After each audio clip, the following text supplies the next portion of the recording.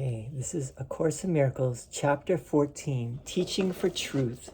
This section is Section 9, The Reflection of Holiness. The atonement does not make holy. You were created holy. It merely brings unholiness to holiness, or what you made to what you are. Bringing illusion to truth, or the ego to God, is the Holy Spirit's only function. Keep not your making from your Father, for hiding it has cost you knowledge of him and of yourself. The knowledge is safe, but where is your safety apart from it? The making of time to take the place of timelessness lay in the decision to be not as you are. Thus truth was made past, and the present was dedicated to illusion. And the past too was changed and interposed between what always was and now. The past that you remember never was, and represents only the denial of what always was.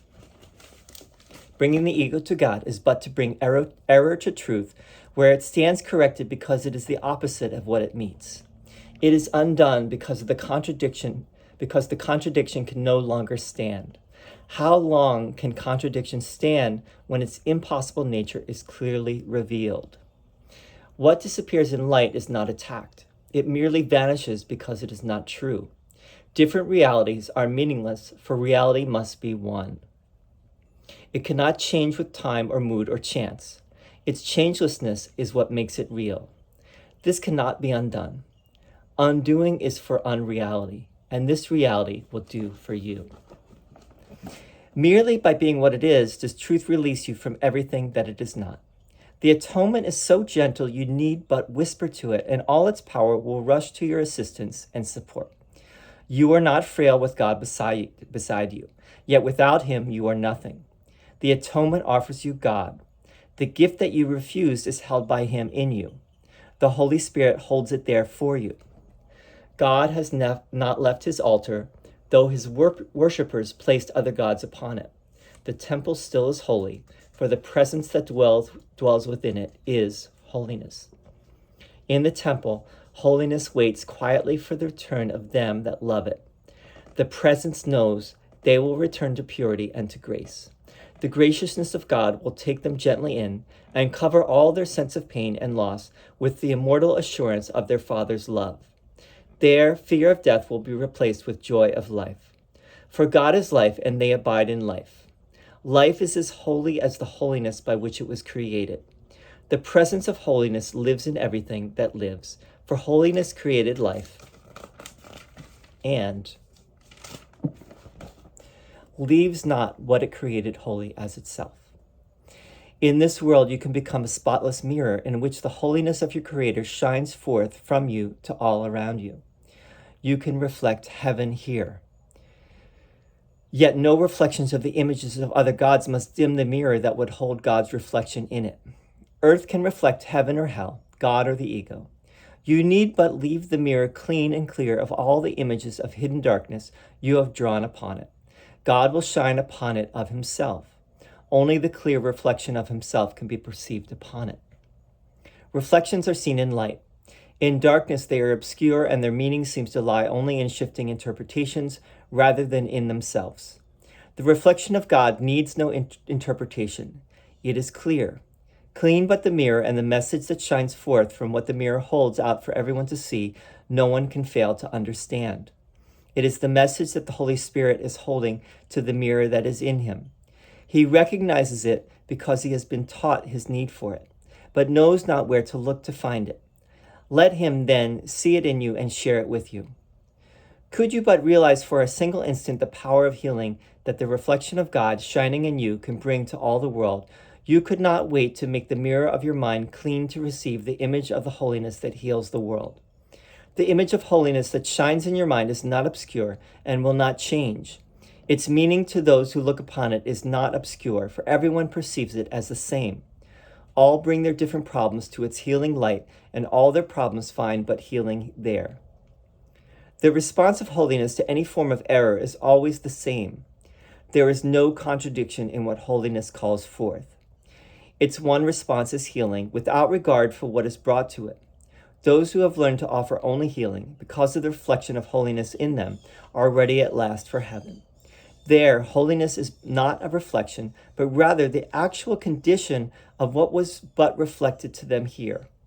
God is no image, and his creations, as part of him, hold him in them in truth. They do not merely reflect truth, for they are truth. Okay. This is section 9, the reflection of holiness. The section before that was the holy meeting place. This chapter is called Teaching for Truth. So much to say, as I keep saying, so much to say about all these passages. They're all quite beautiful. You may be listening. If you are listening, it may just be like blah blah blah blah blah. I can understand that, actually. It is kind of like blah blah blah blah. I mean, Jesus is basically saying the same thing again and again and again and again, over and over again. 1,200 pages of it. Not that it's not without its nuances, and not that it's not without its brilliance, and obviously it's very creative. It's like a symphony of ideas, with the central motifs keep getting repeated in different ways, and it creates this beautiful symphony. And it's a reflection, if you will, using the word from this passage today. It's a reflection of the song, as Jesus says, the song that the Son still sings to the Father and the Father sings to the Son. It's a reflection of that song.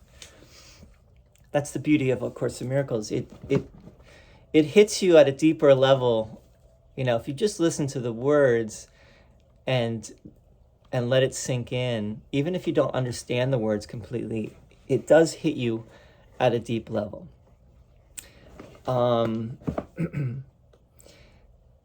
There's a lot of wordplay too in the Course, and there's a little bit of humor under the surface here with the Course. You know, we know from the Gospels, there was probably some humor in the Gospels. I don't know. I would have to look at it, but the Gospels are kind of notorious for not being, you know, there's no humor in them. Most holy books, there's not a lot of humor, right? They're very solemn. There's, you know, it's like if you make a joke, that ruins it. Jesus does not laugh. Jesus only weeps, right? In the Gospels. The Course is also, you know, in a way very serious, but it's trying to help us not to take things in this world so seriously. Let's read a couple of the passages here that I think are notable. In this world, you can become a spotless mirror in which the holiness of your Creator shines forth from you to all around you. You can reflect heaven here. Yet no reflections of the images of other gods must dim the mirror that would hold God's reflection in it. So this is a hearkening back to, obviously, to the Ten Commandments, right? And to the biblical idea, I am the Lord thy God, thou shalt not have any gods before me. Which is actually, people say that Judaism is monotheistic, and that's true. But in a way, it's also henotheistic, which is... the henotheism is a very interesting idea, which is the idea that, yes, there's more than one God, right? There are other gods, but you have to only worship this one God, right? That would be henotheism. So it's the acknowledgement that there are other gods, and the Ten Commandments seems to acknowledge that. It says, "I am the Lord thy God; you shall have no other gods before me." It doesn't say there are no other gods, right? I'm the only God. I'm the one and only. It says no. You know, there are other gods, right? These other nations of the world, the Gentiles, the Goyim, they worship these other gods. But you shall not worship those other gods, right? I am the Lord thy God. Here it's taking that idea, and it's saying the other gods in this case would be the ego, you know, there's only those two things really for the Course, right? There's only God and there's the ego. There's only God, which is the idea that there is no separation, and there's the ego, which is the idea that we are separate. We're separate from each other, we're separate from God, and never the twain shall meet. And God is the twain. There never was a twain to begin with, right? It's impossible. That's the atonement principle, by the way, which Jesus starts this passage, which he says, the atonement does not make holy, you were created holy. So the atonement is just the idea that we are already holy, we've always been holy, we've always been whole, we've always been perfect, we are all, have always and still, past, present, and future, which are also illusory, we've always been that, right? So Jesus is also saying in this passage that we can become a spotless mirror even here, even in this world. We can do the work that he is inviting us to do. He's not forcing us. He's not coercing us. He's not manipulating us. He's not demanding. He's not commanding. That's the ego. That's what the ego does. Love does not do that. Love only says, this is it. This is how it is. And, right? It doesn't need to fight. There's no need to, no spiritual warfare of any kind necessary. It just says this is it. And you can either get with it or not, but you will eventually come around to it because of who you are and what you are. Let's just read the end here. God is no image, and his creations as part of him hold him in them in truth. They do not merely reflect truth, for they are truth. Meaning you, me, being a creation of God, we do not just reflect God. We are not just in the image of God, but we are that. Whatever God is really just a word. It's a concept. But whatever that is, that's what we are. That thou art, as the Upanishads say, as Shvetaketu in the Upanishads learns from his father. When you have to read the story, but it's a great story in the Upanishads where his father mixes salt and water, and the salt is dissolved, and the father asks Shvetaketu, where's the salt? And he says it's dissolved in the water, and his father says, Tat Twam asi, that thou art. That's what you are. You are, once the salt dissolves in the water, it becomes one with the water, and the two merge. It's maybe not the best image, because you could say maybe the drop in the ocean, right? The drop thinks it's separate from the ocean. And on a certain level, you can separate the drop from the ocean.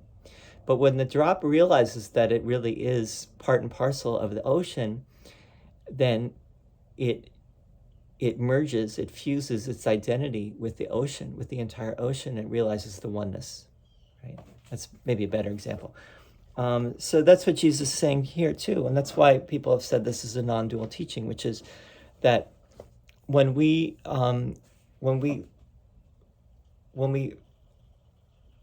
the way Jesus would put it here is that when our perception becomes so much in alignment with the Holy Spirit, which is the memory of God in our heart, when we align our perception and we become that mirror that reflects holiness even here, we're ready for knowledge. We're ready to return back to source.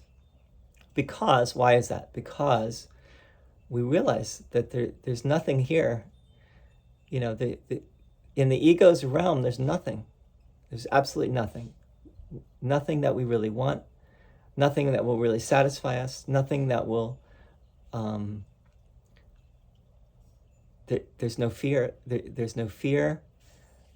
There's nothing to do. there's nothing else to do except go home, right? And so that would be one way of putting that. So I think, the thing I want to point out here is that idea of that even in this world, there are those who do this work and become like Christ, and they are reflecting the holiness in themselves by having done this work. And Jesus is saying that he was one such person. That's why people recognize that in him, is that he went all the way with us. He became one with the Holy Spirit, and in doing so, he became the teacher of humanity that he became. But don't forget that the reflection is not the thing itself. That's the other point here. Sometimes Jesus in the Course uses the word reflection. Sometimes he uses it the echo. All we can see here, in a way, are shadows of, reflections and echoes of our true reality. We do not see, as Paul said in Corinthians 1:13, I believe it is, we see in the glass darkly. We do not see the whole picture. We cannot see the whole picture from where we are. We still are caught up in the world of duality. But when we merge back into, you could say, the love of God or the oneness, we fully, we don't just reflect it, but we are it. We become it. So I hope this has been helpful today. The next section is called the Equality of Miracles, and I would always love any comments or feedback that you might have. Let me know if you have any questions. I would love to hear if you're finding this helpful. Are you listening to the text, or are you skipping to where I'm talking? Is the text helpful at all? Hopefully it is. That's partly why I'm doing this. I'm partly, just doing this for myself, because I really want to read word for word A Course in Miracles, and this is helping me to do that. And it's helping me also, I listen back to these myself, and it just brings it even more, makes it even more clear. And sometimes when I listen back, I hear new things too. So, all right, thank you. Om.